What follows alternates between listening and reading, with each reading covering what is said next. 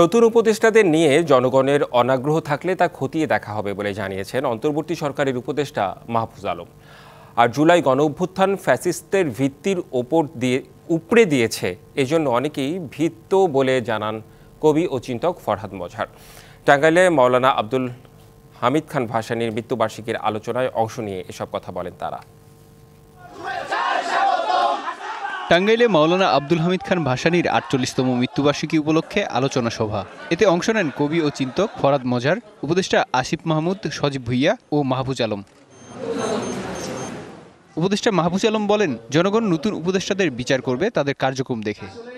আমরা দেখি যে জনগণের কোনো অসন্তোষ আছে বা জনগণের কোনো অনাগ্রহ আছে, তাহলে আমরা এটা খতিয়ে দেখব। কিন্তু আমরা বলতে চাচ্ছি যে আমরা মনে করি যে যাদের নিয়োগ দেওয়া হয়েছে তারা জনগণের আকাঙ্ক্ষার পক্ষেই থাকবেন। আর জুলাই গণঅভ্যুত্থান ফ্যাসিস্ট শক্তির ভিত্তি উপড়ে ফেলে দিয়েছে বলে মন্তব্য করেন কবি ও চিন্তক ফরহাদ মজহার। আমরা যারা মাওলানা ভাসানীর ছবি বুক নিয়ে বেঁচে যাচ্ছি, আপনারা তার ছবিকে মুছে ফেলেছেন সব জায়গা থেকে, আর শেখ মুজিবের ছবি নামাইলে আপনারা আপত্তি করেন।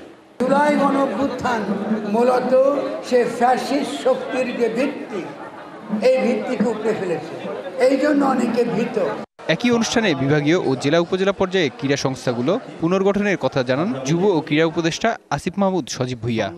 যেগুলো কখনো কখনো ইন্টারন্যাশনাল খেলা হতো, তো সেগুলোকে সংস্কারের মাধ্যমে প্রথমে ব্যবহারযোগ্য করা।